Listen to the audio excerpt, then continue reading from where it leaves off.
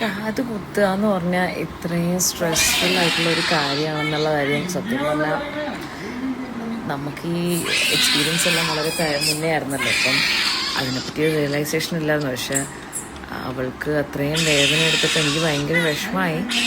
പിന്നെ അവളുടെ ആവശ്യങ്ങൾക്ക് വേണ്ടിയല്ലേ എന്നും കൂടെ ആലോചിച്ച് I was not very happy giving out lot of pain. ഞാനൊരു മിക്സ് ഫീലിങ്ങിലായിരുന്നു. എനിക്ക് തന്നെ അറിയില്ല ഞാൻ എന്തായിരുന്നു ചിന്തിക്കുന്നതെന്ന്.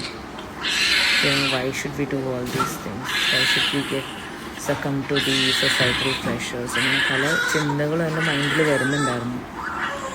ബട്ട് ഒരു കാര്യം എനിക്ക് മനസ്സിലായത്, ആ സമയത്ത് അവളുടെ ചെയ്തപ്പോൾ കയറയ്ക്ക് ആ ഒരു നിമിഷത്തെ പെയിനേ ഉണ്ടായിരുന്നില്ല. പിന്നെ കയറ forgot about everything. So I felt relaxed actually.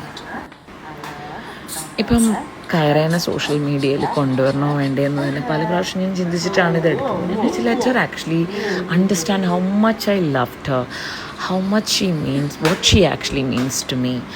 എന്നുവെച്ചാൽ I love her to the moon and back. എനിക്ക് അത്രയ്ക്ക് അവളെ ഇഷ്ടമാണ്. അപ്പോൾ അവളെല്ലാം അറിയട്ടെ ഞാൻ അവൾക്ക് വേണ്ടി എന്തൊക്കെയാണ് ചെയ്തതെന്ന്. അപ്പം അതുകൊണ്ട്